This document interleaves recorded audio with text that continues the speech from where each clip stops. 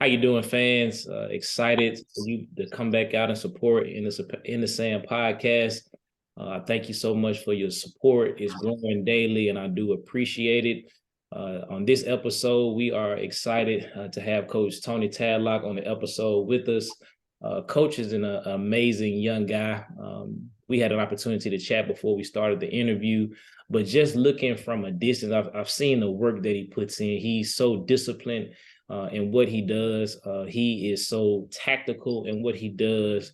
And the biggest thing that I've noticed about Coach Tadlock is, and most people who know Coach would say the same thing, he's a very caring person. It doesn't matter who you are, it doesn't matter where you're from, what you've done in the coaching game, what you've just done in general in the world. He's just a very caring person and a genuine person. And those are people that you want to be around. And then, of course, we know the excellence that he has achieved and is achieving at Raymond High School. And I consider Coach Tadlock one of the young guys in this game, which is up and coming. Any job that'll come up, anything that comes from high school or on the college level, you have to throw Tony's Tadlock name in that hat because of his culture that he's built. He is building, and just his excellence that he displays on the sideline night in and night out. So I'm excited to have him on. We're going to be in the district together. So, of course, my team, Richland High School, we get an opportunity to play against one of the best teams in the state and also one of the bright stars in coaching. So, Coach Tadlock, welcome to the show, brother. Thank you so much for having me. And, of course, thank you for that introduction as well. I'm glad to be here. Yes, sir, man. I definitely appreciate you. Kind of what we were talking before the show. Really haven't had a chance to sit down and talk with you before. So I'm excited just to talk basketball. I know you're a very busy guy from the state championship run that you've been making over these past few years. And we're going to talk about that some, and coming from the Mississippi-Alabama game and then preparing to go back to school. So I'm just excited to have you here. So, Coach, before we get started, talk to us a little bit about the Mississippi-Alabama game that you were blessed to be able to be the assistant coach with this past weekend. Great experience. You know, that's something obviously to be able to represent the state of Mississippi. You know, I took great pride in. We played against, of course, a very talented Alabama team. I think they had 5 or 6 Division I commits, one going to Alabama, 2 going to, I think, Troy. I can't remember the other schools they were going to, but very talented. Ended up getting beat, but the experience is something that, you know, of course, that, I took in. And not only just the boys game, but, you know, the girls game was very competitive, you know, to see some of the rising stars, you know, the Madison Bookers of the world, you know, seeing her, you know, play her final high school game, you know, before she leaves to go to the University of Texas. And then, of course, on our side, just, you know, we had a lot of talented kids, you know, that display their talents. And so, being able to represent, like I say, Raymond as well. You know, I take Raymond everywhere I go.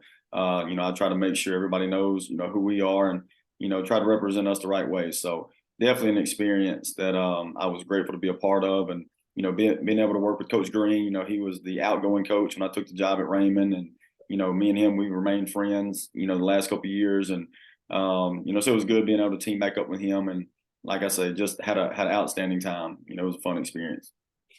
Yeah, I was happy that the Mississippi Association of Coaches streamed the game. It was good to be able to watch the game. The game was in Mobile. I was excited about it. I definitely was tuned in, like I always am, but I was especially tuned in because Coach Brown, of course, she did an interview with us before, and she talked about just the excitement. She did talk about what you talked about as well, is the competition. Again, Alabama has a lot of competition, and just in general down south, there's some great competition. I know on the Hoover girls side, there's a lot of competition, and they do well on that side of it. So it was amazing to be able to see that and watch that. Of course, I wanted us to bring the win home, but I can just tell year by year, and you can tell that the previous coaches are taking some small nuggets and learning to how to apply it. And that's kind of one thing that Coach Foster and I was talking about on the previous episodes about how it's important that being that assistant coach that year, you can be in that position, and then it prepares yourself when you come around, when you had opportunity to be the head coach. So I'm looking forward, Coach, to you being the head coach. I'm going to go ahead and speak it next year. to be here in Mississippi, and I believe that we're going to get that victory. So I'm excited about it. It was good to see you on the sideline, and I thought it was a unique matchup, and I thought I'm not sure they did it on purpose, but I thought that you and Coach Green being together, I believe that made a difference because when you are, I guess not necessarily just put together in a rush spot, but being able to come together in a short window, come up with a game plan. I think it's very, very good to have somebody that you're familiar with. So just talk a little bit about Coach Green. Again, I think a lot of people don't really know Coach Green because, again, some people say he's just kind of quiet, kind of chill, mild mannered. But if you just look at his resume and his track record, he gets it done. He gets it done in his form of fashion. So tell us a little bit, some things that that people may not know about Coach Green. Really good guy. It's funny because when I was an assistant at Meridian, he actually called my head coach, Randy Bolden, at the time. And he said, I'm getting ready to leave. I'm going to Clinton. And me and Coach Green really didn't know each other than, playing when I was at Meridian and he was at Raymond, but him and Randy had a conversation. He said, I think your assistant would be great for this job. And he was the one that kind of sparked that whole deal. And that's one thing I'm forever grateful for him, because he didn't have to recommend me for that. He didn't have to give that information to Randy, so just shows you the type of guy that he is. And obviously, as he moved on to Clinton, me and him, we played against each other every year when he was the coach at Clinton, and me being at Raymond, of course, we're pretty close. So that's always a big game for us. But very, down to earth guy. I mean, high character, just even keel. That's one thing I liked about him. I picked up on his vibe, which I knew that before this past weekend, but, he's a super guy, easy to talk to. You can call him. It'll be 10 o'clock at night, about 2 or 3 months out. And he was texting me, what do you think about this lineup for the All-Star game? He's just, just like I say, down to earth. He's just like just a great friend to me and somebody that, I respect a lot in this profession. Coach, that's major. To be honest, I didn't even know that took place because when that job came open at Raymond, I know you was on the sideline with Coach Bolden, but never thought that would be something that you would necessarily go to. And the reason I say that is because Coach Bolden is an amazing guy, and we'll talk a little bit more about him later on in the episode. But I know you all were building something at Meridian and doing some amazing things, a great program, and I know you all have a rich history, and I know you may talk about this. So I don't want to take that part away, but that's the part that we've been trying to get over to our coaches, especially the young coaches. It's really about networking, and that's something that I kind of struggle with a little bit, coaches, because I like to have genuine conversations. But in order to be able to get those genuine conversations, you got to step outside your box, and you have to be able to build those relationships, coach. And that just speaks volumes about who you are for someone to give you a call in an assistant coaching role and get you to come down to a major program. And that speaks a lot about that. And that's why one reason I wanted to have you on. So, Coach, let's kind of go ahead and get started. I know some people may know your journey. Some people may not know your journey, and something that we may learn from it, Coach. So just tell us about how Coach Tadlock went from player to now to the coach that you are. Just talk us a little bit about your journey. I'll start back my ninth grade year. I was at Pearl High School, played for the legendary coach, Richard Williams, who was the head coach at Mississippi State University. And he stayed at Pearl 1 year. So when he left, going into my 10th grade year, Randy Bolden got hired. I remember the first practice, the very first practice I ever had with Coach Bolden. I really did not know if I ever wanted to play basketball again because he was extremely tough. He was extremely demanding. But he was extremely caring once you really got to know him. He treated you like you were his son. And so obviously, some people take that the wrong way sometimes. Discipline, I think, wins in the end. And that's one thing that he taught us was how to be a disciplined, person and disciplined player. And so I played for him for 3 years at Pearl High School. When I was getting ready to graduate, he took the job at Meridian. And one thing Coach always taught us, was we were going to be family for life. If we ever needed anything, we could call him, so on and so forth. So he took the job in Meridian. I ended up going to Hines for 2 years. Then I ended up transferring to Southern Miss, finished out my education. And my junior year, when I was at Southern Miss, I decided I wanted to be a coach. And I called him and I said, is there anything that I need to know, do? he said, I just need you to graduate and I'll take care of the rest. Well, of course, anybody can tell you that. And you think when time comes, are they really going to do what they say? Well, I called him. We stayed in touch. And of course, I was there when they won the state championship game with Rodney that year in 2011. And I graduated from Southern Miss. So I called him and he said, when you come over here on your interview, well, let me take a step back. He said, I can get you a job anywhere in the Jackson area. If you need Northwest Rankin, Clinton, I know the coaches over there, Brandon. And I said, well, Coach, I really would like to come work for you, because I played for you. So, I'd like to learn from you and kind of see how it's done. And he said, oh, if you want to come over here, that's done.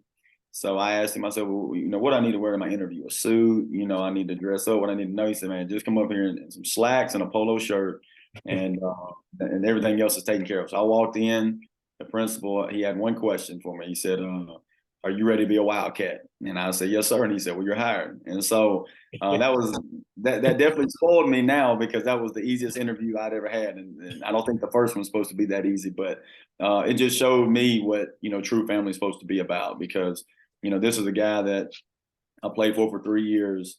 It wasn't like I was a dandy dozen or anything like that, but he saw how much I paid attention and practice to the concepts and why he would do things. And, just a small story from behind that, my 10th grade year, we were in a awards banquet.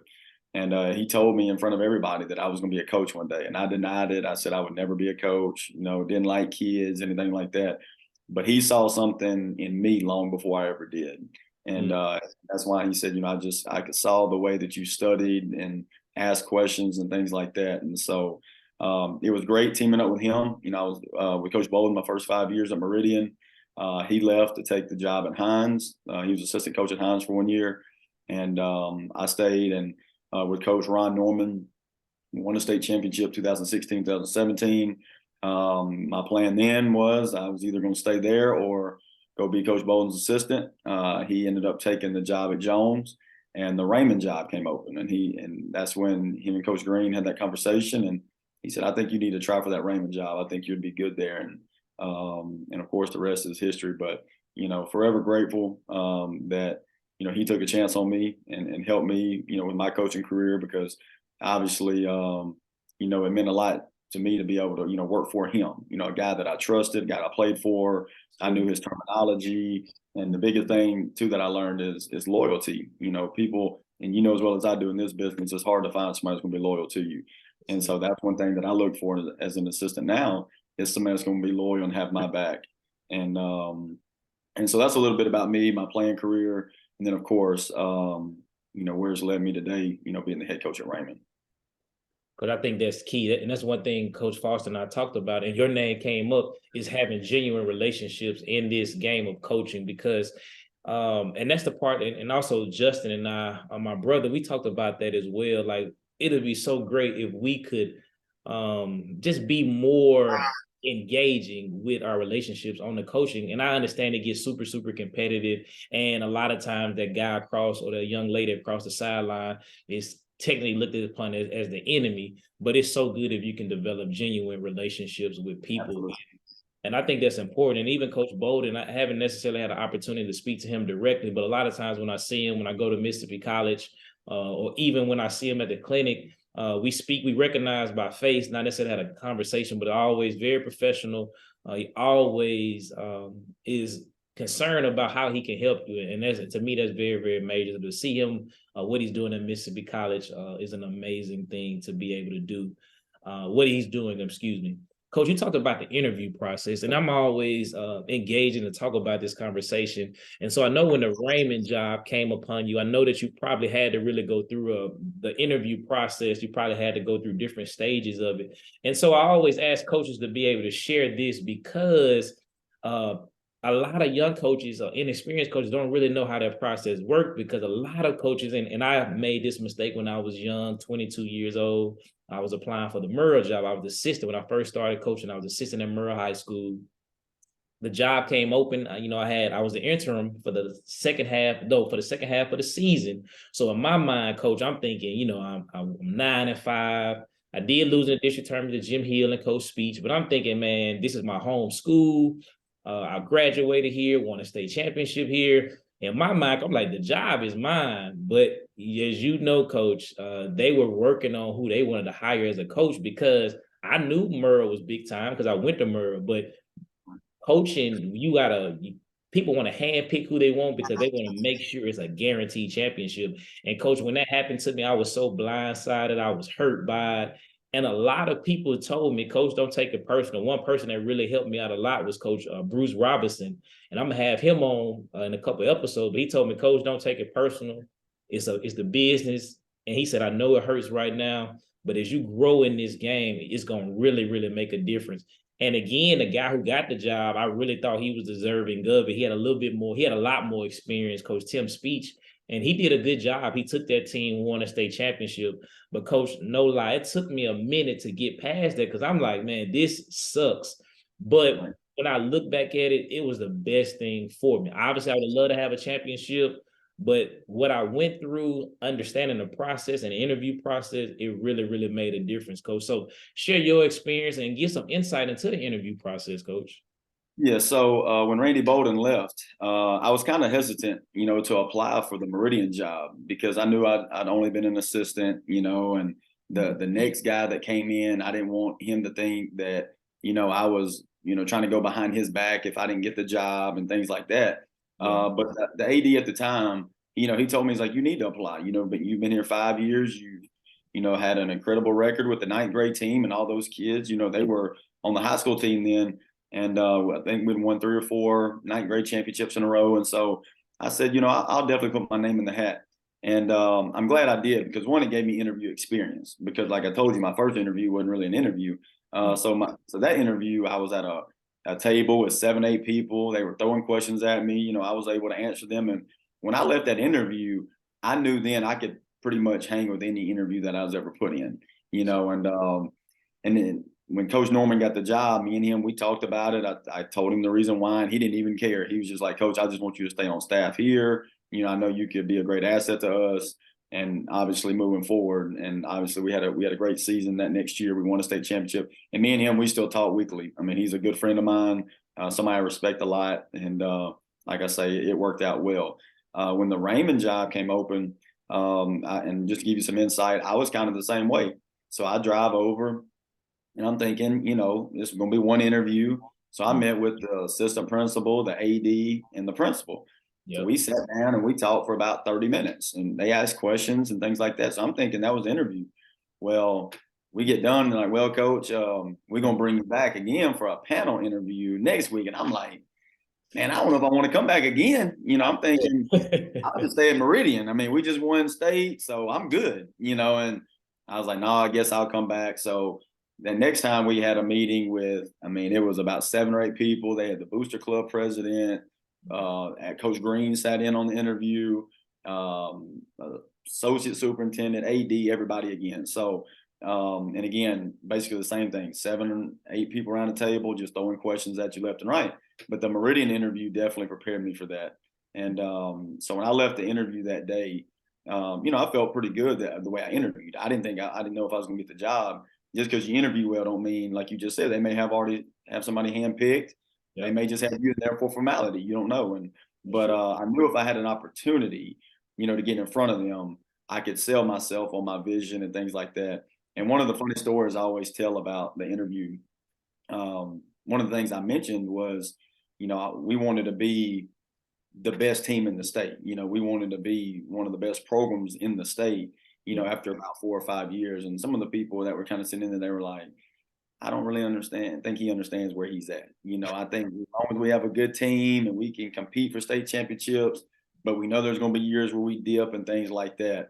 So that kind of gave me the confidence too, that seeing where we are now, the blueprint that we had, and I know we'll talk more about that later on, but it makes you feel good looking back, knowing that the vision you had, it may not have aligned with what other people thought. But as long as you work every day and do, what you think is right, hopefully it'll fall into place. And so interview process, like I say, it's different. Like I say, some people, it may be 7 or 8 people at a round table. It may be 2 or 3, but like I said, I never expected to have 2 different interviews, for that job, but I did. And obviously I'm glad I went through them. Coach, that's good. I'm glad you shared that because a lot of times, and you said it, when it's a little bit more of a high profile job, you're probably gonna have 2 interviews. And I'm glad you shared that. And that's good information for myself and others that's listening. So I would just advise any coach that's going into an interview, because I know when we come back from spring break, I know there'll be a lot of positions open, a lot of interviews, and a lot of things going on. I think it's good to reach out to a coach and kind of get some insight and some experience with that. And just like I said earlier in the introduction, Coach, I believe any like I say, any job that comes open, your name got to come up. And I believe if they get you in the room, Coach, they got to make the tough decision and say, we're gonna take Coach Tadlock or we not. So I'm just looking forward to you to whatever you decide to do big things, Coach. I know you. I'm not saying you leave, but I'm just saying I'm just giving you compliments, man. You just that kind of coach that when you step in the room, you can make it happen. Coach, talk to us about Raymond. Of course, we know about it, but just talk to us a little bit about the city, surrounding areas, your administration, some of your kids. Just talk a little bit about Raymond. Just brag on what y'all got going on in Hinds County. Raymond is a unique place. Back in 2000, maybe 12, 13, 14, somewhere around there, Hinds HS closed. So we were able to get Hinds HS students to start coming to Raymond High School. What a lot of people don't know, at the time of closure, I think we had about 90 to 100 kids left at Hinds HS, which was good and bad, because Hinds HS has always been known, good basketball school. But the communities, Edwards, Bolton, Raymond, Utica, getting those communities to buy in to Raymond High School obviously has been a challenge, and one that we've obviously succeeded at the last couple of years. Getting them to understand, we're a family, we're always going to be a family. We're together in everything that we do. A lot of our kids growing up, go to different middle schools. Like I said, we have 3 different feeder schools, which is Carver, Utica, and Bolton Edwards. So it's unique because we had the same situation in Meridian. You had 3 feeder schools that fed to one high school. And so you grow up and you're enemies, but I have to teach you after your 8th grade year, you're brothers now, you're a family, we're together. We have to get on the same page to be able to win, games, to be able to win a championship, to be able to win at life. And so, being able to accept people from different communities, that's one thing that I try to use my platform to be able to help kids more than just basketball. And so that's one thing that our community has bought into tremendously. We're all on the same page for the most part. They believe in Ranger Nation. I mean, we post it everywhere. We try to support it and get it out there and definitely promote it. It's a special place. Our administration, they love everything that we're about, and it didn't just start this year. It started in year 1. One thing that I'll tell people, and I mean this, we've never been told no. If we need uniforms, if we need basketballs, if we need whatever it is, they're huge. And it's not just with basketball either. I mean, it's with, every sport. If you come to our campus, our soccer and softball team have their own field house. To be a 4A school, rural school, for those sports to be able to have, their own field house, it speaks volumes of how committed we are to athletics. And so don't know if you've had a chance to, come down to our new gym. We opened it up, a year and a half ago, but it's beautiful. And I know you'll be able to see it this coming year, but it's really nice. Our community is obviously falling in love with it. They support us. Each home game is intimidating. I hope it's a little bit more intimidating next year. So, but yeah, so like I say, it's a very unique place. I love our fans. Our parents are on board. If you follow me on social media, I pretty much have a Raymond Ranger basketball page as my personal page. I promote, and our fans do a great job of, getting stuff, sharing it, so everybody can see it, not only just in Hinds County, but, everywhere. So it's definitely a special place, and one that I definitely call home. And like I say, it's been a blessing to be the coach there the last 6 years. Man, that's cool, Coach. You said a lot. And when you start naming those cities, it made me think about, and I think it's is it the Edward Bulldogs, the team that plays in the rec league? That's right. And what's the coach's name that coaches? Yes.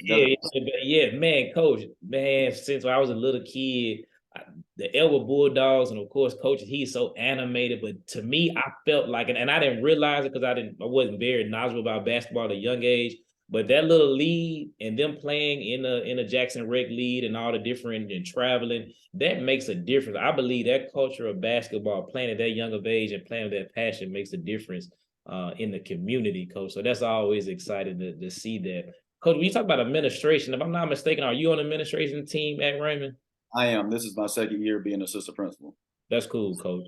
How is that process? Because I know a friend of course, Spencer Gatlin, of course, he's in our district as well. He was my middle school coach in Chester, and I know he's on the administrative side and coaching basketball. I remember, rest in peace to the late Fred Harris at Jim Hill. He did the same thing. He was assistant principal, and he was head coach at Jim Hill when our student taught at Jim Hill. So how is that process, Coach, being assistant principal and coaching as well? I think it helped me being a teacher first at Raymond High. It allowed me to get a chance to know the kids right off. And of course, going from teacher to assistant principal has its challenges. But one thing about me, I try to develop a great relationship with our student body, build that culture of family and tough love, because there's going to be times where you do have to discipline kids, or, you have to deal with a referral a different way than you would as a teacher, because now I got to be the one to give you detention or ISD or whatever it may be. But the respect that they have going in, they know where my heart is. They know I have to do my job. But it has its challenges at times. There's times throughout the day as a teacher, your day is pretty much, planned. And that's where I would say anybody trying to do both, just from day to day or even minute to minute, you don't know, what to expect. There's no set, okay, at 9 o'clock, I'm doing this, 10 o'clock, I'm doing that, like you would as a teacher, because you're just following a lesson plan. But as an administrator, you may have to deal with, so many different scenarios throughout the day. And of course, when you get to basketball practice, some days you're a little bit more worn down than you would be as a teacher. And so, like I say, I wouldn't change it. I enjoy doing it. I enjoy being able to use, again, my platform. I know I say platform a lot, but we all have a platform we can use every day. And that's one thing that I try to not take for granted, is being able to use mine in a positive way. Definitely at Raymond High School. Oh, that's powerful, man. And for those who coach, we know the challenges. So going from the administrative role to having to get back on that basketball court, I know that creates challenges, because like you said, you could be in the middle of practice or trying to start practice, and it could, something could happen and you're needed. And of course, I heard you talk last year, I think maybe at the clinic last year somewhere. I know you didn't have a on-site assistant coach at the time. And so I can imagine you principal, then come into the gym, may not have your assistant coach there that day. So that just speaks volumes to what you're doing. And that's kind of what the podcast is about.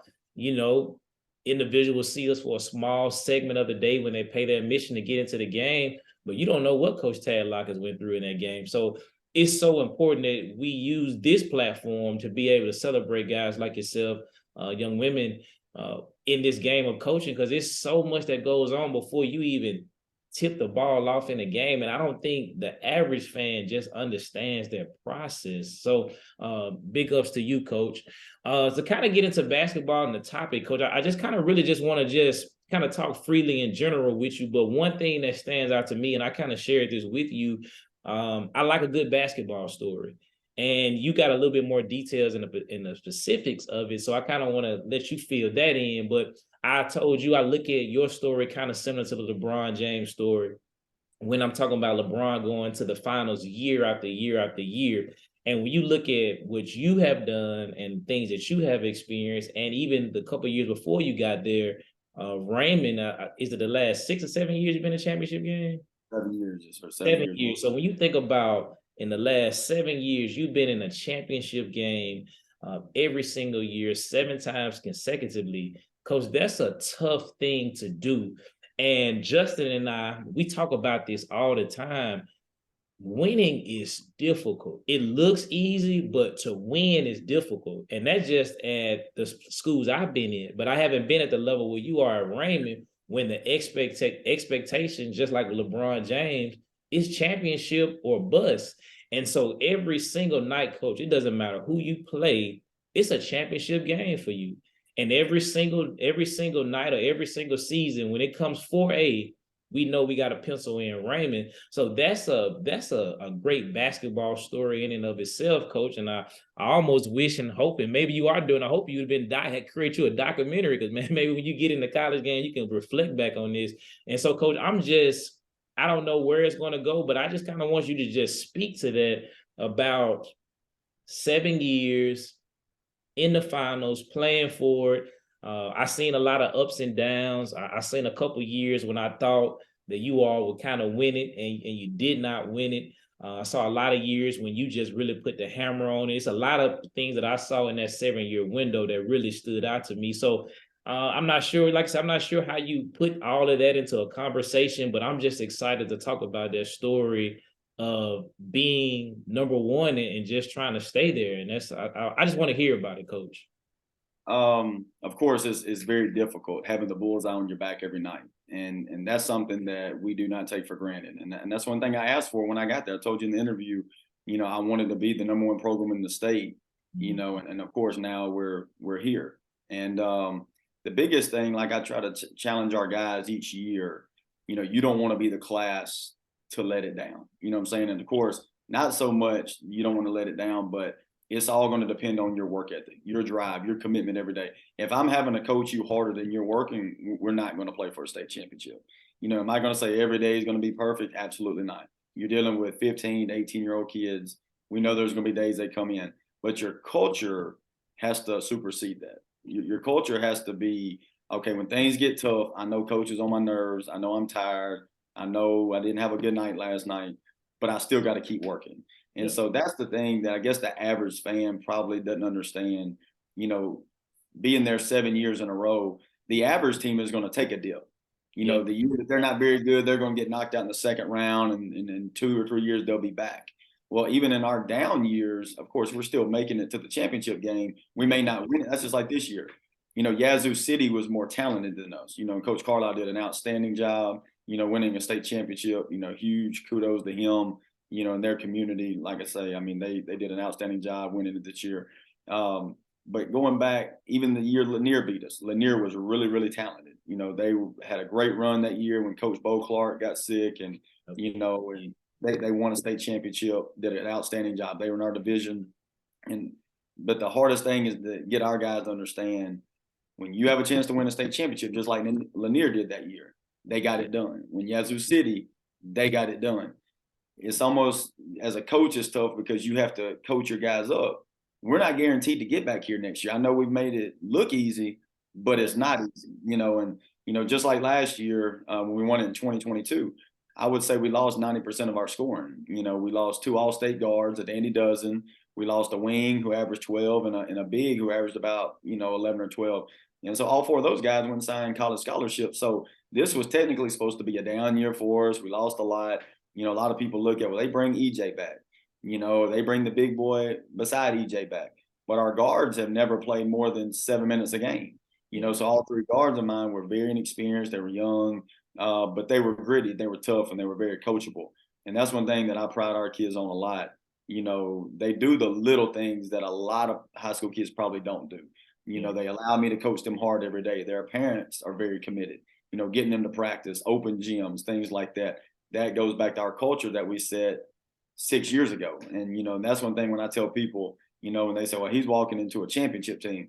And I used to say, well, don't judge me by the first one, because I graduated 6 seniors, I graduated 5 starters, judge me after that, since, and of course we know as well as that, you can walk into a really good team and not win a state championship. But you know how, a lot of people, perceive that. So, like I say, I give credit to assistant coaches, bought in, give it to our players, community, administration. It takes everybody, and being in this seat and understanding that it's not about me, it's about everybody around me. That's what makes us so special, and that's what makes Raymond such a special place. And when Raymond took a chance on me, I always wanted to be loyal to them and know that I'm gonna do my best every year to try to bring a championship home. And like I say, for 7 years we played for it, we won it 4 times, and just glad to be where we are, because like I say, I tell our guys, even after the season, we reflect, just think, guys, in our worst season the last 7 years, we played for a championship.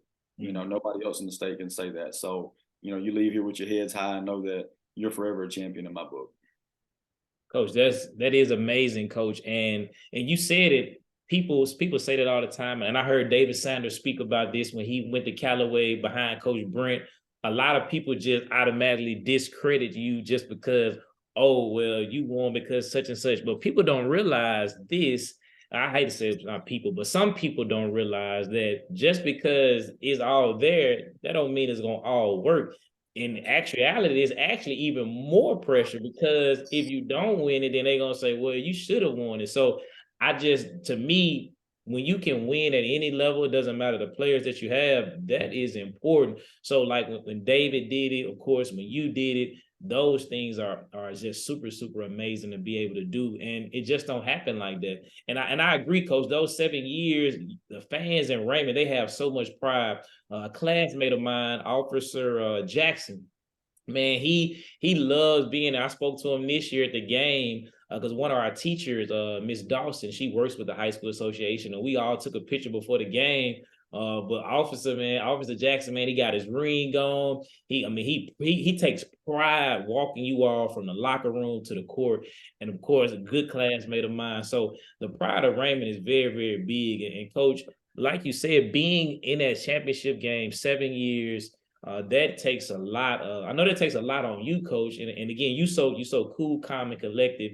But I know that has to take a toll on you because it's like Raymond is supposed to be there. Like even this year going into the season, this was my first time in 4A. Of course, I was at Pisgah the last 6 years in 2A, but I had already penciled in like I watch you all play. I came and watch you all play this summer when Coach Rob had his little summer lead at Jackson Prep, and I kept starting. So I'm gonna pencil in Raymond out of the South, right? Yeah, out of the South. And I saw Yazoo City had an opportunity to be able to play them, kind of know what Carlisle was doing. And I said, these two teams probably going to meet. And I said, if nothing gets in the way, it's going to be a clash of talented young coaches and also a good team. So those things were just good to see in that aspect of it. And there's a lot of moments in that 7 years that kind of stood out to me. And you and I talked about that this summer. I remember when you all played Florence, and Florence slowly was walking you down. And it was a tight moment. And I was cheering for you. And I was like, man, I'm looking at Coach. I'm like, Coach is like, you don't get too rattled, Coach. And in that moment, I'm like, Coach, gotta lose it.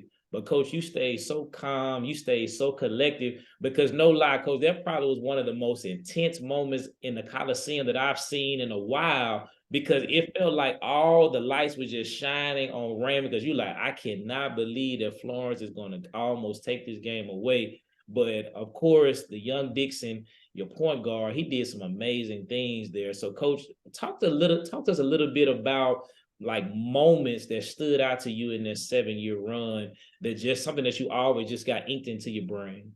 Yeah, I'll go back to the first championship we won.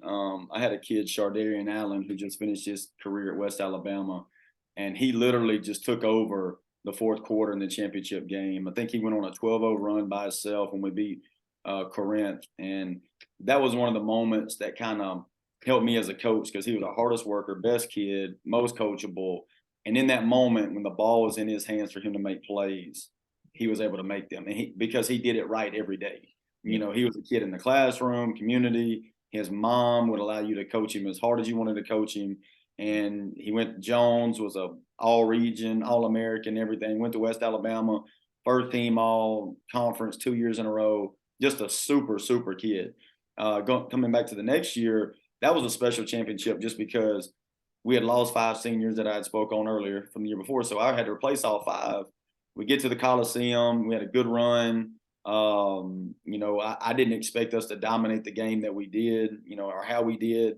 And we get up 22-23, and we're about to put it in coast mode. And I had 2 guys foul out, one of my dandy dozens, my best defender, and Jalen Forbes put on the show for about 3 minutes. And it didn't matter if we doubled him, didn't matter if we put a hand, didn't deny him the ball.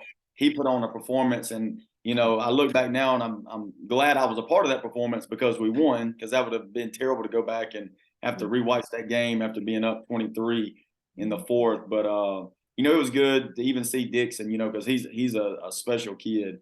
You know, he started every game this year at East Mississippi, just a unbelievable leader. Like, I mean, it would take me another podcast to explain the type of leadership he displayed every day. And to see him out on that court as a freshman, to slow it down, to get some of those guys to not be rattled. And I think they cut it to 5. And then we jumped back up and won by 15, and he was a big reason behind that. And, so obviously those two were huge. And I'll tell you this, a lot of coaches, they probably need to hear this, and a lot of coaches wouldn't tell you. I was glad to be on the other side of state championships. It's good to win, but I think it's good to lose them too, just because, and obviously not in that moment, you don't want to lose, but it teaches you humility. It teaches you, how to lose. When we lost to Lanier 2 years ago, or excuse me, I guess 3 years ago now, I had a reporter from WJTV, he sent me a long text message after the game, and I didn't even have his number before the game, but he sent it to me after he found my number. And he just talked about the class that we showed when Lanier won. He said, everybody gets caught up watching the championship team. He said, but to see you guys line up and clap, even though y'all may have had tears in your eyes and you were, of course, wanting to win, he said that showed a whole lot. And a lot of people had talked about that. So I knew even this year when it was about 30 seconds left and we were down by 8, I told our guys, if this game doesn't work out in our favor, you better make sure you represent Raymond the right way and have class. And of course, I got another message from another, news reporter after the game this year. Again, wasn't expecting it, but, I just knowing how to lose with class can teach others, when they're in that moment, because somebody's going to lose a state championship and somebody's going to win one, and if we can be the example that we need to be, I think, obviously we've done our job. And like I say, I'm glad of the ones that we've won. Of course, I want to win all of them. I do, but when you get down there each year, you're going to go down there with a team that may not be as experienced. You may go down there with a team that hadn't been in that moment, because the guys that were in that moment, they've graduated, and so, so next year, obviously, I hope we can make another run. And if we do, these guys will be more experienced, because I do have a lot of guys coming back, for next year. But we've had some memorable moments. The one we lost in 2020, we got to play at Ole Miss in the Pavilion. That was a great experience. That's when they moved it that one year, and that was obviously very unique. Playing up there. That was, Coach. That was a different type of year, man. And being at Ole Miss was great. And that was Was it Greenwood? Greenwood, it was Greenwood. Yeah, Greenwood. They just played tough. They played tough and physical that night. It was kind of tough to be able to see them the following year, because a lot of the kids left Greenwood. It was good to kind of I think all basketball fans wanted to see them back and see you all play them again. I thought that would have been a great matchup. Right. But things happen. And I heard you say something else in that Florence game, Coach. Of course, as they began to cut that lead down, it made me think about a game that we had at Pisgah. And of course, we wasn't a very strong team traditionally, but we had a pretty good season that year, and we played Coahoma County. And of course, Coahoma County is a program that's kind of similar to you all. Coach Moore does a great job, has a number of championships on girls and boys side. And it was kind of different. My story was a little bit different from you. And I know what you're saying. We jumped up. We was up in a half by maybe 18 against Coahoma County. And we were playing at an amazing level. But Coach Moore never got rattled, never changed what they were doing. And they slowly walked us down and ended up beating us at the buzzer on a bank shot. Well, left 3 seconds left, but on a bank shot. And I was super excited for my kids, for us just being in the game with a Coahoma County. But I brought that up to say, when you look at Coahoma County's schedule, and you look at your schedule and the type of team that you all play, that prepared Coach Moore for that moment. So his kids have probably been in moments like that. I know definitely played more talented teams than we are, and that prepared him. And I heard you talk about this, about scheduling and how you do that. So I would like to talk to you a little bit about scheduling, but I kind of want to throw this and kind of ask this question as well. With a team that may not be as talented as your team or a Coach Moore team in Coahoma County, would your philosophy on scheduling change just a little bit? So just kind of talk to us about your philosophy with coaching, and then with that scenario about scheduling. Yeah. I'll talk about how we do it, and then I'll come back to the other. So definitely every year, like this time of year, we try to go find, a lot of 5 and 6A schools who are talented, who have been known to make runs, who may be talented this year, just so we can be battle tested. One thing I never look at is our record. A lot of people, well, y'all finished 29-5, y'all finished, like this year, 27-7. But what they don't understand is at one point in the year, we were 8-6, but then we run off 20 in a row when we jump back into 4A, or we'll be, I could easily every year go schedule where we finish 31-2, but I don't know if we're going to make it because I know there's going to be a game just like that Florence game. It took all the way to the championship game for us to, get hit in the mouth. And once we finally settled down, we were able to win the game. If we don't get hit in the mouth, early in the year, I don't know if we're ready for that moment, or we may not build a big enough lead against a good team because we've never played good teams. And so, I just think it's imperative to find out where you are long before you ever get to January. Because if you wait until January to get there, it's going to be tough. And you'll see jumping into our district's always been known as one of the tougher ones, especially my first 3 or 4 years. We were sending 3 or 4 teams to Jackson, especially when they had the quarterfinals in Jackson. One year, all 4 of our teams went from the South. Yeah, I remember that. And then another year, they only took 2, but we both played each other in a neutral, or not neutral site game, but I think South Pike came to us, and then Lanier went to Florence. So that year our 4 teams matched up before they got to Jackson. So it's always good to be battle tested long before you ever make it to the Coliseum, or if you want to have a chance to make it there. But going back, if I was at a program that maybe that wasn't as traditionally rich as Raymond or Kahoma County, or schools like Boonville, things like that. I would say, it would change a little bit, because one thing I don't want to do is just load up on a bunch of, potential losses, early. And then now my team's confidence, and really I got to know my team's DNA too. Can we handle it? Do I have a lot of kids that play football? I may not get a lot of my kids back until December if I'm at a school that plays football. So I can't go load up a bunch of schools, early on. I may have to wait till they get back and kind of get adjusted. So yeah, it would definitely alter, how we did things. But that's one thing we've been fortunate enough at Raymond, to keep that tough schedule each year. And for the last 6-7 years, the blueprint, has paid off. Yeah, I think that's important that you said that, Coach. And I asked that for a reason, because you often hear some coaches say, well, you play tough teams to help you play better later on in the year.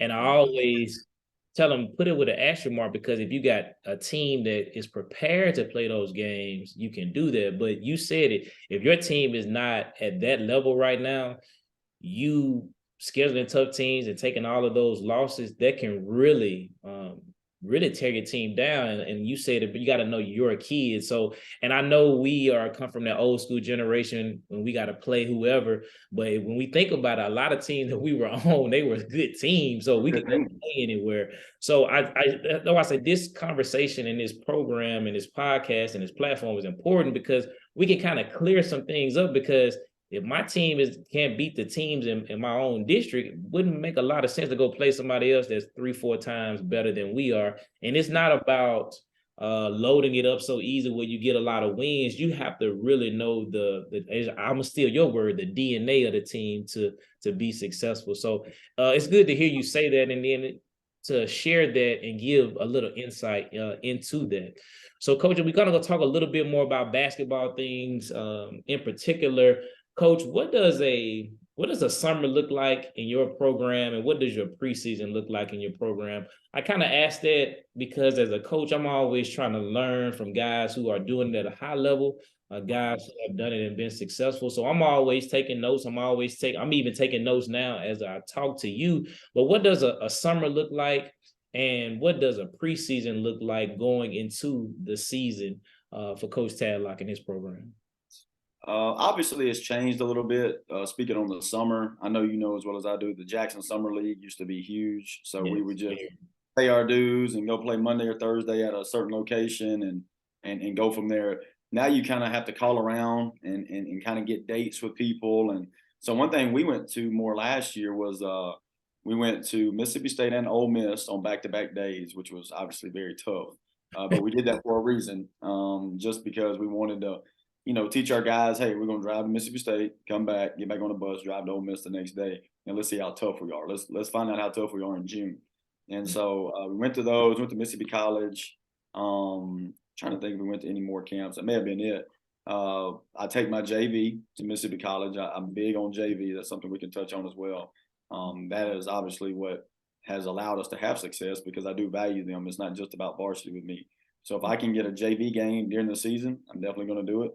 If I can get a JV game in the summer, I'm definitely going to do it. And it's not about winning. It's not about losing. It's about them playing and getting experience. So I'm one of the few in our district that I'll take my kids to South Pike on a Tuesday night and play JV, just because, I think it's important for them to understand how to ride a bus, being quiet, traveling with the varsity, things like that.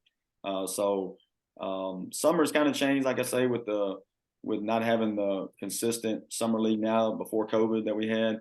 But we do call around. We practice 2 or 3 days a week. We'll try to play at least twice a week. Like I say, the camps, obviously, just depending on when they are, it'll fluctuate if we do play in Jackson or not. We do lift weights 3 times a week in the summer. We lift 3 times a week in the preseason. Big on lifting weights, especially summertime and preseason. I think that gives you a mental toughness advantage that obviously, the further you go throughout the season is huge. Yeah. Whether it's winning games, whether it's just winning practice or winning the day, whatever it may be, being really tough is huge. Preseason, we're a little different at Raymond. I don't get to see my kids every day. We have 8A B days. So B days are when the boys' sports are. A days when the girls have their sports during school. So on 8 days, I get to see them, but we have to just lift weights, in condition. We can't touch a ball, which is good because it makes you lift weights. It gives you that 45 minutes where you're just lifting weights. You're just conditioning and not, if we did have a chance to have a ball, we may cut that short, or some coaches may like to cut that short. And so, like, we need to get some skill work, shot stuff. But one thing we try to do is stay consistent with that, even when we are able to have, the ball in our hands when October comes. So that's what a typical preseason, we really don't start putting in plays and stuff like that. We do a lot of skill work until about September. And that's even with a young team, and that's even with me not getting mine every day. I just believe in, plays are great and it's good to work on them, but we can have 50 sets in and you may run 8 to 10 plays a game on, maybe. I think teaching them 3-on-3, 4-on-4 in a structured environment, and then obviously building that up to 5-on-5 is more important than running 50 sets and trying to execute. And there's time to execute, and that's one thing I can hit on right now. This team was probably the best team I've had in 6 years of having to execute, just because we weren't overly talented from the guard position of being able to just break you down like I've had the last couple of years, because I've had multiple good starters. And, so obviously, this team relied on a lot of sets instead of just transition and things like that. But I still wanted them to learn how to play out of the half court set without me having to call something every time down. And so. Well, that's a good thing. That kind of leads into my segue with that. So how do you determine how much freedom you give them to, like, so you got your set plays, but how much freedom do you give them to be able to make an adjustment on the fly? And obviously I know it's gonna be based on youth and experience, but just in general, how do you manage that? Everything we do obviously is predetermined in practice, and our guys can tell you, if somebody jumps up and shoots a shot in the game that they shouldn't shoot, their 11 heads are probably going to look directly at me and wonder, what is he doing? And so that's the culture we have too. Like, it's not equal opportunity. Everybody's not going to get the same amount of shots. They're not even going to get the same type of shot. And so we go over that in practice when we do our shooting drills. I mean, I'll kind of throw some stuff out. There's no way you can shoot 15% from the three and think you're going to jump up and shoot threes in the game. Stuff. I'll throw little things like that out there, and they kind of catch on. And we'll have heart to hearts. Like, I'll sit them down with me or me and my staff, and I'll tell them, like, you're not going to have the freedom to shoot the ball if you don't get in here before school or stay after or work on your game at some point, because I'm looking at this and you're 1 for your last 11. Maybe I'm the one that's crazy for letting you shoot that many shots. But it's different. There may be a kid that's 1 for 11 that shoots it really good. He's just in a slump, and he's going to know you got to keep shooting the ball. So, we have those tough conversations that a lot of people may shy away from. And I think I mentioned that at the clinic too. As a young coach or even a veteran coach, don't be afraid of those conversations that may seem touchy, or I don't want to see their reaction or things like that. That's part of coaching. You have to be, honest sometimes, and sometimes that may hurt feelings, and they may be mad at you for a day or two. But I mean, in the end, that's what you got to do if you want to be successful. And so we go over all that in practice.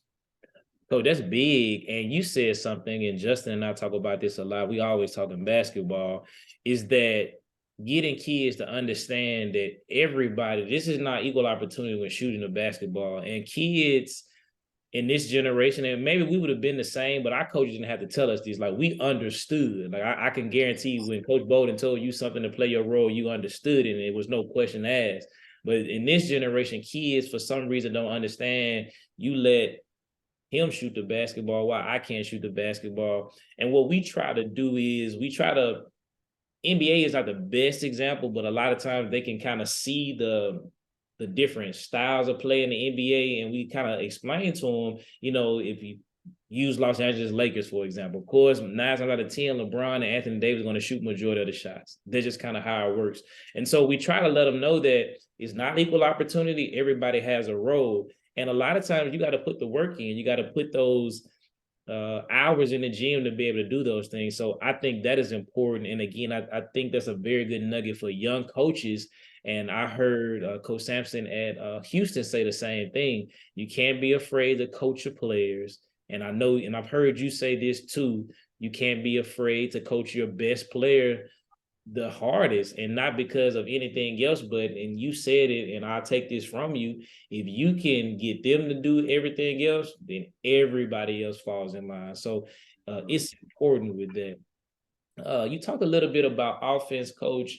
I'm gonna switch to the defensive side of the ball. Then I may come back, just kind of watching, just kind of studying your game and kind of the individuals that you worked around. And I know at Meridian a little bit, well, with Coach Bolden and Coach Norman, and I kind of see you as well with the 2-2-1 at the half court.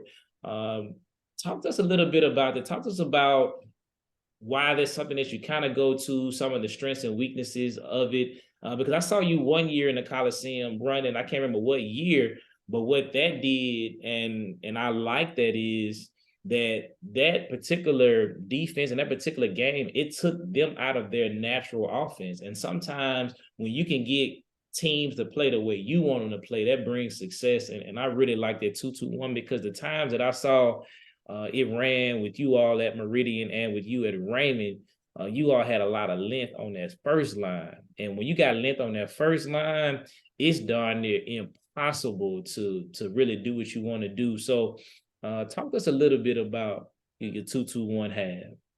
Yeah, a lot of people like to run it in the 3-quarter or the full court. I like to, squeeze it in that half court, because one, a lot of people may have a press offense, full court, but being able to run that press offense in that half court is a lot more difficult. And then also, just the way we've ran it, we see a lot of kids that aren't used to taking particular shots or shooting shots. Of course, you may get a corner three out of it. And, a lot of people too, let's just go back to any type of press you do. They see somebody make a shot. Okay, we got to get out of it. Mm-hmm. Well, let's look at the long term. Are they 1 for their last 7? Are they 1 for 1? Are they 5 for 5? Now, if they 5 for 5, we probably need to get out of it. Yeah, get out of it quick. But I like the percentages. I like that game. One year I'll use this. We played Tupelo, and we stayed in the 2-2-1 a lot, and they had a kid that lit us up in it. I mean, he made shots. And they came back the next night or a couple nights later and played Starkville in the semifinals, and he couldn't throw it in the ocean. And he had better looks against Starkville than he did against us. It was just, again, percentages. But, I love the 2-2-1. I love one because you're aggressive with it, even in our man-to-man, like we're super aggressive. And, as a coach, I've kind of had to, it's kind of step back. Last year in 2022 when we won it, we played half-court man-to-man the whole game. And we won a state championship. My first year, we played half court 2-2-1, 75% of the game. We won. So really, it goes back to, it can't be about you. What is your team's DNA? Are they good at this? Are they good at that? The team that you're playing. What type of matchup is it? Do they have strong guards, strong bigs? Of course, if you play a team that don't have strong guards and you press them, you like your chances better. If you play a team that has both, you may not need to press because they can throw it over the top or, whatever, make good decisions, whatever it may be. But, yeah, we've fallen in love with that. And one thing that we used to do, we used to put, 2 guards up top and then kind of raise the bar as you went back. You put some longer guys, second line, then you're big on the back line. But one thing we've started to do is put the bigs up top, because one, the length that you pass over the top. And then we put a smaller guy on that back line, because a lot of people think you want somebody in there for rebounding. Well, a lot of the times that backline guy is not going to be around the basket anyways because he's going to be corner to corner. Yep. And so we try to put somebody with speed back there because you put a guard in that corner and you have a big back there and he's having to run out full speed. It's easy to just go around him all night. And so that's one of the things we've kind of sat there, me and Randy, we broke it down and try to think of like, okay, if the ball goes here, if this is here, if we got linked here, we've even broke it down so much, coach, to where, if you got a big on one side at the top, you got a quick guard on the second line on the opposite side. So now you got a big that's long on the top, and now you got a guard that can fly around when that pass goes opposite for that skip. So when I say broke it down, it don't just, hey, let's put these two guys here, two here, and we just go with it. There's kind of a rhyme and reason for everything that we do. And so that's one reason why we run it like that. Yeah, the part that I like the most out of it, and I kind of picked that up, is that when you all make them lob that ball over, especially over those two tall guys, that makes it tough because, again, when if that ball is settling in the air and that kid gets it, he knows that those two guys are coming. And a lot of times he is predetermining what he's going to do. And a lot of times he doesn't realize that that's what you want him to do. And he end up throwing that ball away. And so I think that's amazing. The 2-2-1 that y'all run, it kind of reminds me the 1-2-2 that Coach Billups ran when he was at Lanier. I know Coach Bo, he kind of runs the same 1-2-2 half court. But at Lanier, it was different because you're used to the full court. But then when you got closer to half court, you got Monte, you got Al Graham, you got Charles Rose, Charles Thomas, all those big, long guys. And it seemed like it was nowhere to throw the ball, nowhere to go. It's like the first pass, you had nothing to do. So that kind of reminds me of kind of something that Coach Billups used to do. Of course, he was a full court man guy, but that 1-2-2 half court was something to see with that. So that's good stuff, Coach. So let me ask you this though, and I've been watching. What about zone? How you feel about zone? Is that something that you utilize, feel like it's necessary? What's your thoughts about the zone? I could probably do a better job of incorporating the zone. We're just so aggressive in everything that we do. And it kind of backfired on us this year in the championship game. We really hadn't had a crew that called as tight as we did. And we jumped out and we had 8 fouls in the first, 10 minutes of the game. I had 4 starters with 2 fouls each. And that we really didn't know how to adjust to that. We became more passive instead of staying aggressive, just playing smarter, and so we were giving up easy layups that we would normally try to go block, or, when we try to take a charge. In the back of my mind, I got 2 fouls. So probably could have went to more of a zone look.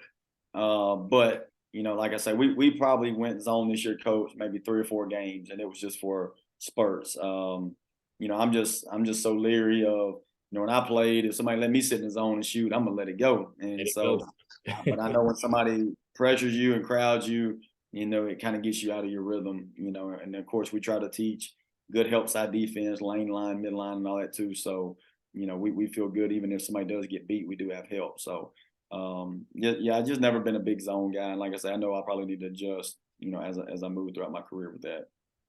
I think it depends on how you look at it, Coach, because growing up, like you said, we played man, at Murrah, we played man because it's like what you said. Every coach knew, and a lot of coaches didn't really have a zone package. We drive, kick, hit that 3, and eventually they're gonna get out their zone or stay, and that's what typically what happens. So we didn't really see zone when I started to coach at 2A, and sometimes in your smaller schools you see a lot more zone than you see man. And so those 6 years, I really had to come up with I guess I call a zone package offense because you saw it night in, night out about 75% of the time. And I kind of knew that maybe coming into Richland playing 4A that we would see a little bit more man, and we did, but we also see some zone, and of course you 4A as well, so you see it as well. So you got to be prepared for both of them, like you said. But I know at our level, you do see more man-to-man things because sometimes in that zone, and you said it, kids think because you're in a zone, I'm no longer being aggressive. And sometimes you lose that edge, but you still can be in a zone and still be aggressive. But man-to-man seems to be something that's very, very beneficial at this level. Coach, before we get into our fast break questions, I'm going to ask you 2 more basketball topics that I kind of like to talk about. Coach, what is your best action to get a shot or a score? If you need to get a score, and you talked about it earlier, a lot of times, and especially with being in being in the state championship games, the number of years you have been, that in the last 4 minutes, everything goes out the window. It's pretty much your best guy versus my guy, my offense versus your defense. So what's the best offensive action that you like to be able to implement or go to in those key moments? Really, I guess just depends on personnel. This year, of course, our bigs were, our most experienced. So anything that we could high low or dump down to them, we have a couple quick hitters that we run for them. Last couple of years, obviously ball screen action, because I've had, like I say, all-state point guard, all-state wing. So we could just run a simple ball screen. He gets downhill. He's got drop off to the big. He's got corner kick. And then the way we run it, we always have somebody slip back, for a kickback, and that's why I like to play a 4-man that can shoot the ball, just so when we do get downhill with our point guard, if they stop him from getting to the rim, we always got that kickback. Then, of course, we got the skip with the other guard. But any kind of dribble weave action, I like that, like dribble handoff. Love ball screens, though. I love, especially because we teach it so much.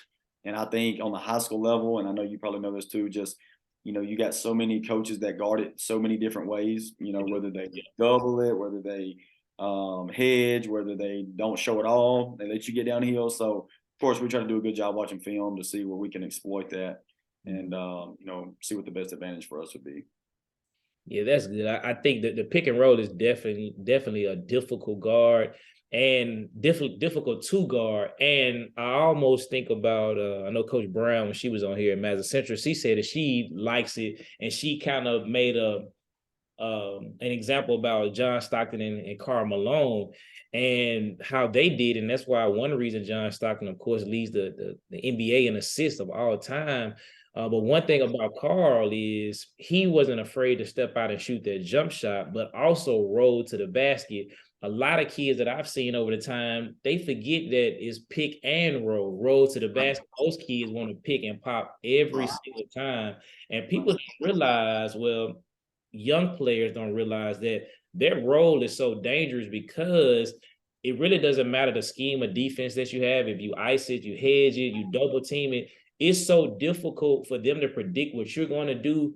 It creates so many opportunities. But as you know it, Coach, it's not flashing enough for kids to roll and dive all the time. I think EJ does a good job with you all. I see him popping and shoot, but he's not afraid to go down there and dive and make plays with it. But I think that's so important. The pick and roll is definitely hard to guard. The dribble handoff is definitely hard to guard too, especially if you got guards that can turn their corner and get downhill. So those are some pretty good actions that you see in this game, because everybody know in this particular era that we're in right now, everybody's playing in space.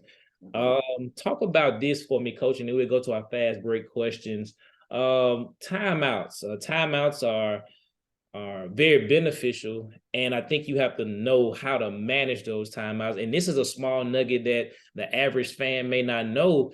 Obviously, we get 5 timeouts, but again, those timeouts at times can make or break a game, and it makes a difference, Coach. And I know my cousin who was on episode 2, Coach Sanders, out in Dallas at Madison, we have a difference of opinions on timeouts, things of that nature. What is your philosophy about timeouts in a natural game? I know when Coach Brown was on, she talked about breaking her timeouts into 4-minute segments. Of course, first quarter, you got the first 4 minutes. Then at the end of the quarter, that'll be another timeout and go from there. So she broke it down like that. She lets her team play in increments of 4. What's your philosophy with timeouts?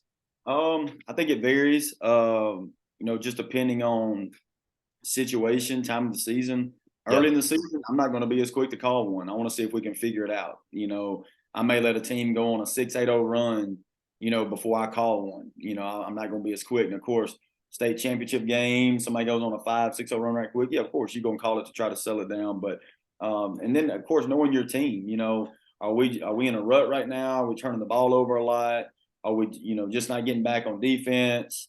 I think one remedy for a timeout is a sub. You know what I'm saying? Like, is it somebody needs to come sit down, instead of, me collecting all 5 of them together, and I'm not going to say wasting a timeout, but something that could be cured in a substitution of, I got a point guard turning the ball over 2 times in a row. Well, he needs to come out. I don't think there's much we need to talk about, but if we're pressing a lot that night, if we're diamond press, if we're 2-2-1 full, if we're running jump, whatever it may be, that may just be a timeout for a breather, not so much of, were you doing anything wrong? I just know you need to catch your breath right quick so we can be able to make another run. And so, like I say, but timeouts, of course, knowing when to call them, they're huge. Are you going to wait? I was talking to somebody the other day, actually, coach at West Alabama. He said it. He said, I did a terrible job of calling timeouts. He said, I should have called it before the other team took the lead. And once they took the lead, I called it and it was too late. Then they came back out and went on another run. And I just, we lost it from there. He said, if I could go back, they went on I think it was a 10 or 12-0 run. He said, I should have called it when we were still up about 4 or 5 to kind of settle everybody down. Mm-hmm. And if they did come out and go on another run, okay, we're still up 5. But he said by then they're already down, so, sometimes you can let that thing go too far. But again, that's why I say he did that in the last game of the year. I would never do that, last game of the year. But, as coaches, we have those candid conversations too. Like, man, I wish I'd have done this or wish I'd done that. And of course, I put that in my bag too, just so I can remember that for down the road. Yeah, that's true. In the moment that my cousin and I, we were talking about, we was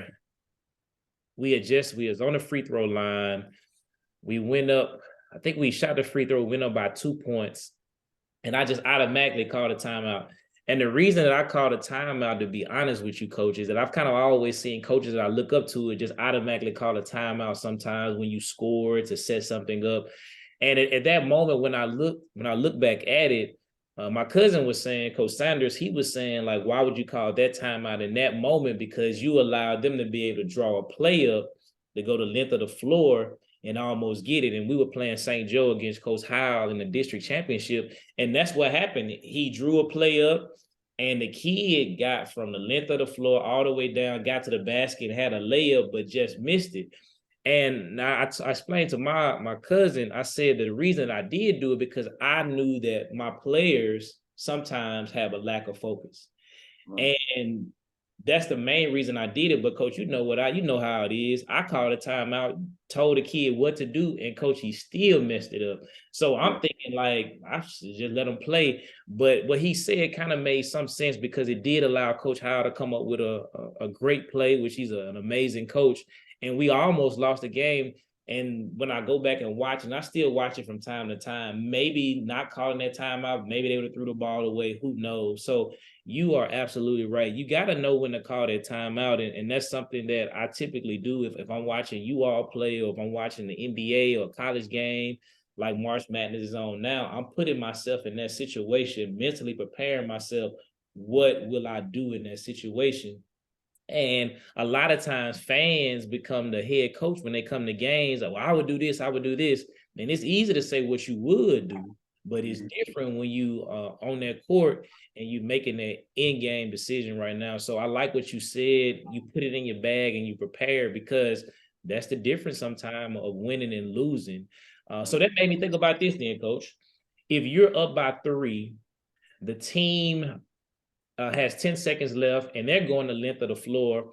Are you fouling, coach, or are you just going to play straight defense and let it play through? I've never been a coach to foul because one thing that I've always been afraid of, if that's me or you on the floor, we kind of know when to foul. And we can teach it all day long. Hey, make sure you foul before he shoots. Make sure you foul before he even gets the shot up.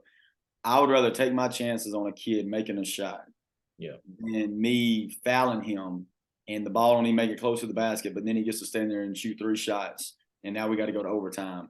I would always live with, I should have just let him, make the shot. I should have just, if he makes a shot, I mean, that happened to us this year multiple times. We, I think 2 or 3 times. I know one time we were on the good end of it at Terry.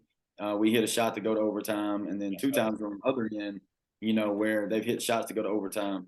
And so I would rather live like that. And then I'm even going to piggyback on something you said. You said, should you have called timeout or not? I would always, and it's just the way I think, I'd rather go down thinking, okay, I did my job to prepare my guys. We just didn't make the play, other than they go down and hit a shot. And the first thing you're going to think is, I should have called timeout to make sure we were set up. If you're set up and they make a shot, I think you can live with it. You can live with it more. At least you did what you were supposed to do, whether, somebody agrees with you or not. But just not calling a timeout at all, getting your guys in, hey, we're going to do this. I need you to execute. And if the team still makes the shot, then they just made the shot. But at least you did your part as a coach to put your guys in a position to win the game, or make a stop. But yeah, I'm probably not gonna foul. I'm gonna live with it. And I'm more of a man guy. I'm more of a man to man. And if they're down 3, you better not leave your guy. You better not help. You better not do anything. Now, of course, you're down 2. I'm basically going to be the same way. Of course, you better hope somebody that's on that ball is a dog and they're tough and they're going to allow anybody to get to the basket. But some people say I'm gonna help. I'm gonna give up the wide open 3. Well, I'm not, because give me 4 more minutes and let's try to win it in overtime. I don't want to get beat on one shot. So I'm going to tell everybody else to stay at home, don't help, and hopefully the guy on the ball can do a good enough job keeping him out the lane and not give up easy layup. Respect, Coach. I like that, man. Speaking of that Terry game, I was able to see it on YouTube, man. Coach, the Raymond and Terry games, man, those games are bananas, man. Like, I saw the game. I can't think of the guy who recorded, but man, I'm sitting at home watching the 8-9 minute clip, man. I'm getting excited. Like, man, I wish I'd have went to that game. And they better hit that shot. And Coach, when your guy hit that shot, and to see the fans see the fans at Terry with that expression, Coach, they were super mad, man. But that was an amazing game. And then it was amazing when they came to you all's gym. But Coach, like I say, 9 minutes just watching it, I can only imagine what it is live, Coach. And to be honest, I can tell you about, that's one thing I'm trying to prepare my kids for, is getting ready just to play in that kind of environment, because in our area, we're in the same area, we're not far from it, but basketball is totally different. Trying to get our kids to be just prepared to play in that kind of environment. But the Raymond and Terry games, man, those games will go super, super live, man. Coach, I'm about to get you out of here. We're gonna go through some fast break questions, man. Then we're gonna allow you to close the show up. So just kind of throw some questions out at you, Coach. Just for our basketball fans, talk a little bit basketball. Coach, when you were growing up, what were some of your favorite high school teams growing up when you were in high school? I know you was in the metro area. You all played a lot of good teams, saw a lot of good basketball. What were some of your favorite teams growing up when you were in high school? Of course, our district was unbelievable. We had, Lanier in there and Gentry. And one year they actually played for the state championship against each other. So we were actually, I'm not going to say betting, with money, but we would bet on, I don't want to get in trouble for that. But we would argue, let's use that, and debate on who was going to win the game. And of course, Lanier was so gritty and tough, but Gentry, Greenwood, those teams back in the day were really, really good. And just playing, the thing I liked about Lanier, the R.L. Hortons, the Al Grahams, all those guys, even though they were super, super tough, man, they were really good kids at the end of the day. A lot of people think Lanier, man, they're, but I mean, they were very respectful. I guess it's easy to be respectful when they come over there and whoop you behind. But they were really good. And of course, I learned a lot from Coach Billups too. I mean, because he would obviously yank somebody off the floor for, and it didn't matter if they were up, 5 or up 20 with a minute left. I mean, he didn't play. And so, of course, obviously being a player at that time, seeing that was very eye-opening, because you didn't see a lot of, coaches that would, discipline their kids like that. And of course, he did it in a way that was, very positive too, because kids respected him, and there was a reason why he was doing it. And so, of course, the Gentrys and the Laniers back then, obviously, and of course, anybody in JPS, because it brought out the best in us. Even though we were Metro, I wouldn't say we were as tough as the JPS teams, and playing those teams, even in our district, obviously it helped us a ton. I mean, Canton was in our district. They were really good, so we battled against some of the, best teams around. Our district did not do us any favors, just because it was super tough and super talented, but, it brought out the best in us. Yeah, Coach, just hearing you say that just brings back memories. I just remember just all those games in the metro area. So many talented teams, Coach. If you could go to any game almost in this area, Coach, along, and not showing favoritism because because we live here, but Coach, you could just look at it. You can go to any game in this area and you can really see some good basketball, Coach. Like, really good sound basketball, very good team basketball. You didn't see a lot of selfish teams. You saw some kids that were really out there playing like they were playing to go to the lead. Like, if we win this game, we going. Like, it was good to see that basketball. And I don't want to sound like the old guy, and I don't think I am, because everything changes. But basketball is, I'm not going to say it's not the same, but the caliber of talent that we saw night in, night out, it's a little bit different. It's not in a negative way. It's just things have just changed a little bit. But basketball during that time, to be able to see some of those guys play from like I say, even Pearl had some good teams. Of course, with Howard there, you had Clinton, Meridian, Vicksburg, Warren Central, of course Jackson. I'm from Jackson. We had those areas. It was just amazing to be able to see that. Raymond has always been good. So to be able to see basketball night in, night out, it was just amazing to be able to see. And I was just a big fan of it. And I could just remember being a kid going to the Coliseum. So I was excited about it. Like I said, my dad's from Yazoo City. I can remember going to Yazoo City Lanier games, Yazoo City Canton games. So it was just amazing to be able to see. And I kind of miss those days. But to be honest, those days are still here. I'm just a little bit older and it's just different. But you still had those same type of games. Coach, talk to me about this. Your All-Star 5 coaching staff. So again, I'm going to take away, if you had an opportunity, I want to hear 10 coaches. This is what I'm going to break it down into 2 segments. I'm going to try to give you a little bit of thinking things through. I want you to give me your all-time coaching staff based on high school coaches, like high school coaches here in the state of Mississippi. You can't choose anybody on your staff. And then after you give me that 5, coach, I want you to give me another group of coaches, and you get 5 as well. And they could be any coach. They could be a college coach. They could be a coach that lives in another state. They could be alive. They could be dead. So I kind of want to hear, what coaching staff would you assemble if you had an opportunity to be able to coach all in the All-American game, and you had an opportunity to be able to choose some coaches? I want to hear first 5 coaches that you would choose, of course, in this area, in Mississippi area on a high school level, maybe some guys you coached against, et cetera, maybe buddies of yours. And then also 2, after you do that 5, choose another 5 coaches that you would choose to be on your all-time staff, and they could be dead or alive, college, NBA, et cetera. Gotcha. 5 high school, Thomas Billups, Wayne Brent, Greg Carter. I like Greg Carter from Starkville. Does an outstanding job. Did a great job building Starkville up. And then I'm gonna put the 2 guys that I work for, Randy Bolden and Ron Norman. Got a lot of respect for both of those. Okay. Of course, both of those guys taught me a lot about basketball, about life, about being a person, all that too. So those would be my 5 high school. I would go John Wooden, of course. I think that speaks for itself about him.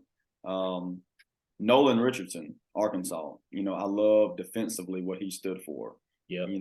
Just, like I say, I'm a big defense guy, and man, he just, Randy Bolden wouldn't want me saying that, because Randy Bolden missed a couple free throws in that 94. Don't bring it up, coach. I feel so bad. But I read that story, I was like, man. That's my guy though. So I mean, we can laugh about it today, but yeah. So Coach K, like Coach K, Jay Wright, like Jay Wright Villanova. And I'm gonna throw a curveball. I'm gonna go to the women's side. Thought about Gino, but man, what Dawn Staley has done at South Carolina is unbelievable. To go to a school that is not the Duke or Tennessee of the women's side, and done what she's done has been amazing. So, much respect to her and what she's done for the women's game, not only as a player, but now as a coach and being a great mentor. And doesn't matter really what she loses every year, she finds a way to figure it out and get her team back on top. So she does an outstanding job. Cool. That's an all-time list there, coach. I can't disagree with that, man. I enjoy both of those lists, man. A lot of those guys you lived at high school, I kind of watched them growing up as well. All right, coach, talk to us a little bit. All-time starting 5 in the NBA, coach. I mean, this is a discussion that you hear everywhere. Every time I scroll on Twitter, everybody say, would this lineup win? Would this lineup win? So, coach, what's your all-time starting 5? And I know in this area we kind of play positionless basketball, but base them on position, coach. So give me your all-time starting 5. Okay. Of course, I want to go Steph, but I can't because of defensive reasons. I want to go Steph. I know he shoots it from the parking lot. Love him. One of my favorite players. But I'm gonna go Magic at the 1. Okay. I'm gonna go on my wings. Will be Kobe and MJ. I gotta have 2 dynamic scorers. I'm gonna go LeBron at the 4, just because I like to stretch for. You know, I like somebody. Now, if I wanted to go traditional, I would go a Tim Duncan, somebody like that, of course. But I like LeBron just because he can step out, and then it just makes you play a different game. You know, him at the 4, and then of course at the 5, I'm gonna go Kareem. You know, I think he's got to be on the list. So I would go Magic, MJ, Kobe, LeBron, Kareem. Coach, that lineup speaks a lot about who you are, a defensive lineup, but also too a lineup that's gonna make you play different. Like it doesn't matter what your scout report gonna be against that team you just put together. They're gonna be able to do so many different things. So I like that, man. You always in coaching mode. I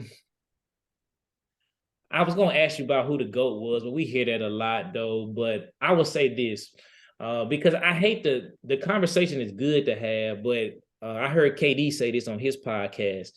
You can praise one guy without having to put the other guy down, and that's too much of what I'm seeing. And again, I'm all about just being positive as possible. So I would just say this. Give me one positive attribute about each one of them. And I'm gonna say, well, whoever you think is the GOAT, I'm just assuming that is the GOAT is between LeBron and Michael, but you may say something else. But give me your 2 people that you may consider to be the GOAT, and just give me one good quality about them, and then we'll move on. Yeah, I've always been an MJ guy just because I grew up with him and I just saw how he dominated the game. I'm cut from that you got to be a dog to make it mentality. And I do think MJ has a little bit more grit and dog than LeBron. And again, that's not to put LeBron down because LeBron is the most physically gifted, athletic. I mean, he's just unreal what he can do with a basketball. So that's not putting him down. But, you know, I just, you know, MJ with the ball in his hand is a machine. And I'm going to tell you this, and I'll be one to maybe, you know, I know some people may say this, but I think Kobe definitely belongs in that conversation. You know, if you watch him and MJ, there's so much about their game is so similar. I mean, you've seen where the first part of the move will look like MJ, and then the finishing is Kobe. You know, because he idolized his game. So without MJ, are we talking about Kobe is the first one to ever, you know, but MJ was a little bit before him, so he kind of wrote that. And I think LeBron gets a lot of that because, you know, he's huge, he's big, being able to move at that speed, that fast, that quick, you know. But if I had to choose one, you know, I lean a little bit more toward MJ. But like I say, LeBron is right there. I mean, and I'll tell you what I like that both of them done is what they've done off the floor. You know, not only with the shoes and the clothes, but just being able to give back and, you know, just seeing how like LeBron is now with his son, you know, how amazing that is, you know, seeing that. And so, you know, I like I say, lean a little bit toward MJ. I love Jordan, but, you know, like I say, I'm a LeBron fan too. And I'm glad you put that out there because I can't stand when it's this one or that one. And if it's not that one, it's a negative. No, it's not a negative. I mean, you know, they're both unbelievable, you know, and so. All right, well, I'm gonna throw a little bit curveball in this one. Okay, well, I'm gonna compare 2 people. They're gonna be the same person, just in a different era. All right, so I guess it is a different era. So, are you taking 93 Jordan or 98 Jordan? Probably 98 Jordan. All right. What are LeBron James? Are you taking LeBron James Miami, or are you taking LeBron James Cleveland the second time? That's tough. I'm gonna go Cleveland second time. Second time. I talk to Justin about that all the time. He's so big on the first time. And he was like, man, go back and look at he won MVP, boom, boom, boom. I said, be honest, the Miami LeBron was different too, because he was on something to prove because everything that happened. But when he came back to Cleveland, man, he dropped the headband, had the fresh cut. He was different, man. What about 8 Kobe or 24 Kobe? That's tough too. You got some good ones. I'm going 8 Kobe. 8 Kobe. All right, Coach, man. Coach, it's exciting, man, to be able to have you on, man. I was excited about it, even though, you know, we'll be in district together. I'm just super excited to be able to have a conversation with you, man. Prayerfully, we continue to have a relationship, man, because it's so much that we can learn from each other. Again, just some of where you've been, the experiences you had. I'm just excited about it. Looking forward to playing you all somewhat. I'm definitely gonna get our guys prepared to be able to play you, but a lot of it is just respect for what you do, and all the guys in our district. I'm excited about just being there. But Coach, I'm very very blessed to be able to talk to you, man. Again, I don't I don't think anybody's any better, any less. I just really see us all really trying to do great things. And something else that I really like about you, Coach, and again, I could be wrong with this, but I'm an observer and I like things. Coach, when I see you move and I see you operate, you treat everybody a certain way. It doesn't matter how they look, doesn't matter color of their skin, doesn't matter the demographics. As I said, it doesn't matter how much they make, Coach. You consistently treat people, and I watch how other people talk to you and treat you, and they give you that same respect. It doesn't matter who you are. You just a down to earth guy that likes to get it done. So that's one thing I do like about who you are. And Coach, as we wrap up, I'm gonna let you have the closing segment. Anything that you want to talk about, anything, any way you want to conclude it, and then we'll wrap up with today's episode. First off, just want to tell you I appreciate the time that you allowed me to have today to use my platform and obviously me and you together to be able to reach other coaches. I think in our profession it's huge that we come together. We get talked about enough. We get hated on per se enough. Yes, all that, and so I think it's good that as coaches, man, let's come together and let's leave games where they are. Like I said, I've never really had issues with coaches like that. I'm pretty good friends with pretty much everybody that I come in contact with, just because we're humans first. Even though they call us coaches, we're humans. And just one thing, I can tell you this. Each year we've lost, state championship game. I'll always make sure I shoot the opposing coach a text message congratulating, just because like it's more than just a game. Like it's and I just think it's imperative that we keep it that way. And like I say, keep using your platform. I mean, what you're doing with this podcast, I saw it a couple weeks ago, and I started watching them. I was like, man, that's great. Didn't even think I'd be on here, but I mean, I can tell you're a student, and I think if we forever stay students of not only the game of basketball but the game of life, we're always wanting to learn and grow and know more. I think that's when we'll be our best selves. So, man, much respect to you, Coach. And like I say, anything that you need or anybody watching the podcast needs, I'll be glad to, share whatever I have, because everything I've gotten it from somebody else, and somebody's helped me obtain it. So, thank you for what you do. And like I say, I know we'll be seeing each other down the road. Sir, man, Coach, I'm excited about it. Fans, I thank you for watching another episode of In the Sand podcast. Make sure that you please please subscribe, and please share, so we continue to produce good content and get this great information out to a lot of young coaches, a lot of veteran coaches, and just community as a whole. We're just trying to give these coaches an opportunity, and Coach just said it, to let people see them, because a lot of times we get a bad reputation, or we get hated on because of things that you just don't know, because you only see us for a small segment. So continue to support what we're doing.